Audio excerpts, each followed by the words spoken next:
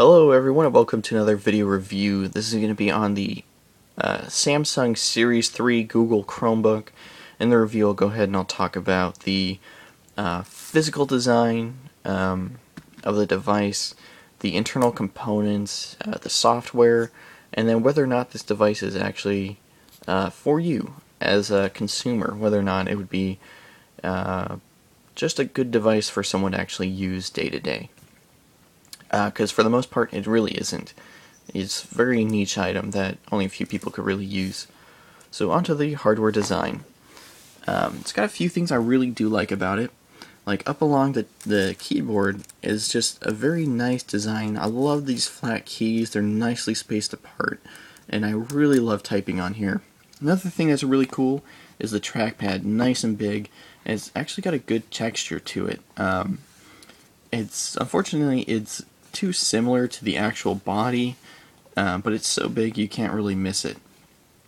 And you got two fingers scrolling up and down, left and right. A two-finger tap is left click and one finger is right click. Over here they replaced the caps lock key with a search key. They actually go ahead and you use to pull up your available apps to use that you have downloaded on there, which are really just different web pages, although some of them you actually can download onto the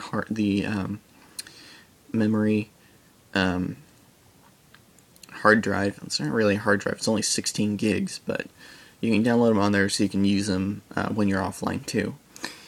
For web browsing, they got a lot of buttons up here. They got rid of the function key and they just kind of added useful buttons, although the function keys are actually very useful on Windows machines too, but these ones are more relevant to the Chrome OS. You've got forward and backwards and forwards buttons, your refresh page, minimize and maximize button, and then that one's kind of an app switcher button. It switches between different web pages you have open. Unfortunately, it doesn't work for tabs, but if you have a bunch of web pages open, which seems to run better if you use web pages instead of tabs, it's a really good item, a really good button there. I really like it. Use it a lot. And then there's brightness down and up, mute, volume down, volume up, and the power button. Although there's a few design problems I have, or like up here, I don't know if you can hear that, but this front bezel is slightly loose off from the back. Not sure why, but it just makes that noise, and it bothers me if I tap it. And to another thing, you can see it's nice and flush here, no gap in between the hinge from the screen to the hinge to the base. But over here, quite a big gap. It's a lot bigger in person than when it's actually showing on the screen too, I feel. Fortunately, it still works fine. It's just kind of a pain, kind of ugly. Another problem I have is the USB slots are on the back. Didn't really realize how frequently you actually use them till they're way in the back and you have to turn your computer around to actually get to them. Kind of a pain. And another thing is the USB card actually sticks out of the slot on the side close to a centimeter. So it's not a huge problem. It fits in there snugly, so I don't think if you knocked it it'll really lose anything, but still it can happen. Now onto the actual hardware internals. It has 2 gigabytes of shared RAM. I just hit the power button. It has 16 gigs of onboard memory, which is fine for me, but some people may not like that, in which case you can use there we go, signed in already. So it's about 5 or 8 seconds to log on. And I'm already connected, but a lot of people could go ahead and carry around an external hard drive, SD card, or what I just found out is on Best Buy's website, they sell a 256 gigabyte flash drive from Patriot something, and you can actually go ahead and carry that around with you. It's, standard normal flash card size, about that big, and it's 256 gigabytes. Unfortunately, it costs close to $300, so it's pretty expensive. But you can get around it that way. The actual processor on here is actually a processor in chip. I think it sits somewhere right around here. That's the Nexus 10 tablet Samsung processor. So it's not the quickest thing in the world, especially on this, but Google does update this Chrome OS about every 6 weeks or so, which is nice. So originally when it first came out, it was pretty slow, and as you can see here, it's the same kind of standard Chrome tabs, but as you start to open up a lot, it moves slower and slower. So if you feasibly, I never have this many tabs open, but a lot of people do this test anyways, and they open up like 20 tabs and say, see how slow it moves? But realistically, it's not that slow. And when pages load, it scrolls pretty flawlessly, pretty smoothly. Let's go ahead and I'll close those. One problem I do have is because I do use this for school. There's this website, it's Mastering Biology, where I have to do my biology homework. There's also Mastering Chemistry and Mastering Physics, and I think there's a few more. The Google Chromebooks do not support Java.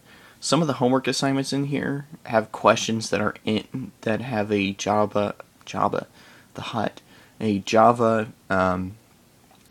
a little question that you have to do where it just plays in some kind of little application or video clip in Java, and you gotta watch it and say, whatever the device or cells are doing. Kind of a pain that they're in Java. Some of the other ones are in Flash. Don't know why they're different, but whatever. That's just a problem I have had. Another problem I have is with video viewing. Vimeo works perfectly, which is weird.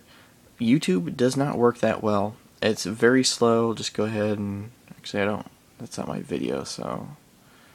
Let me just go in here real quick. Play video I know I can play. And as you can see, switching from 360p to 720, it's pretty slow. In fact, it's still not doing anything. Oh no, the video's playing. So it does take quite a while, and then if I go ahead and click it out to some random spot, oh wow, it actually did it a lot faster. It kind of depends upon your internet connection too. Sometimes my internet connection's pretty spotty, so it doesn't work that well.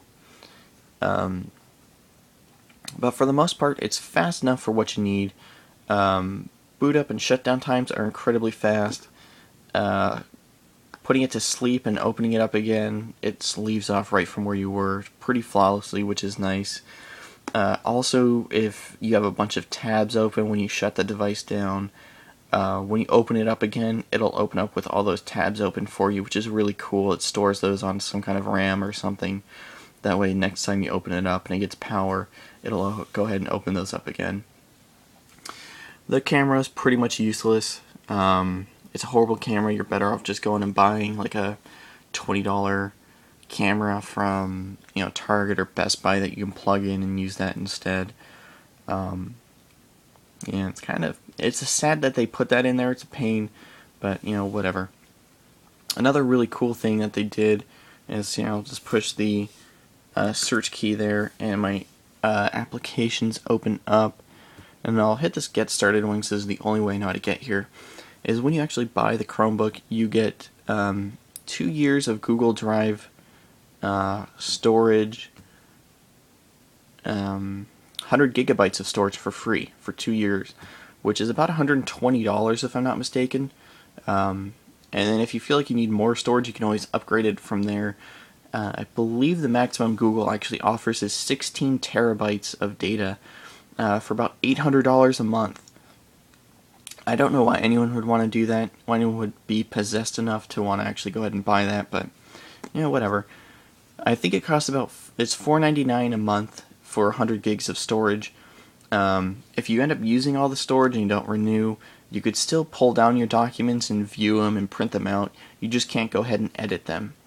I guess except for the first 5 gigs you put in, because you get 5 gigs of Google Drive for free always, which is plenty enough for me. But you can put videos and stuff up there, so if you were doing that, it would take a lot of storage. Another cool thing you get is this GoGo in-flight Wi-Fi access for free, 12 free passes. I believe that costs about $140 or so, $160. So all in all, there's enough free features with the device that you actually kind of get it for free if you use that kind of buyer's math.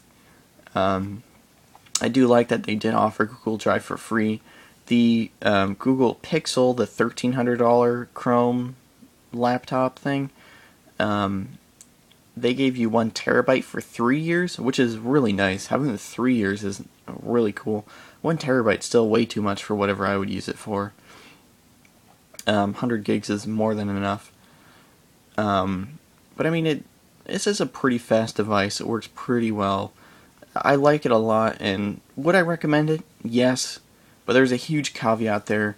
You still have to have a normal laptop, Mac or Windows, to be able to use iTunes. You still have to have one that can run Java if you play Minecraft. You still have to have one that can, run Adobe Photoshop or Movie Maker, Windows Movie Maker, things like that will not run on here. Although Windows Movie Maker is pretty much garbage, at least on XP. They fixed it in Vista, but Vista was garbage. But things like that, high intensity programs, you can't really download to here. There is a way you can actually, go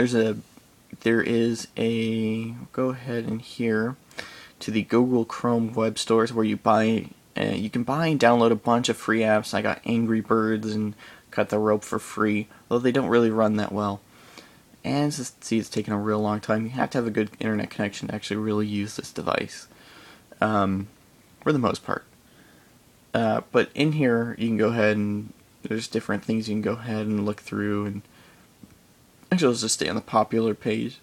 These are all their popular apps. Kind of a pain is there isn't a requirement like if you go in iTunes or Android, it'll say it needs, this version of iOS or Android OS, and it gives you the requirements for it to run. And most PC games give you the requirements to run a game. These do not, for whatever reason. So you could actually feasibly download some of these and they won't run. Or, oddly enough, there's a Google Chrome one that doesn't work. It's not here. There's some stupid Chrome game that Google made where it says Google Chrome laptops boot up in 8 seconds. What can you play? And it's just a bunch of mini games. You have to try and do them in 8 seconds, kind of like WarioWare. But it actually won't load on here. I was surprised. And like I said before, I've had the problems with YouTube, but Vimeo works fine. But would I recommend this? Yeah, you still need to have a normal laptop. But this is definitely for someone who already has a computer and they need something small to carry around with them, and they want a keyboard and they don't want a tablet. I originally bought my tablet to use for school, but using Google Drive on here is kind of a pain. I've used it a few times. I have Kingsoft Office. I use that a lot on here. It's just kind of a pain to use and it doesn't work well with the full keyboard. I don't know if Google Drive is swipe enabled. I haven't used it since I upgraded this and put the swipe keyboard on. I really just use this for looking at books. And I could use this to read books too. So, really, this is kind of, do you need it? It's up to you. If you just use this thing to search the web for online media content, then yeah, you could go ahead and use this. There's a Netflix app. I think it works now. I haven't tried it out because I already have so many devices hooked up to Netflix. We can't sync anymore, something weird like that, I think. I'm not sure how Netflix works. It's on my Xbox. It works on there. I'm happy. But yeah, if you just use this to check your mail, if you use Google Docs already, if you just want to use YouTube and Twitter, then yeah, this is for you. But if you need to use iTunes and other devices, nah, this isn't going to work. So anyway, guys, I hope you enjoyed this review, and I will see you all next time. Adios.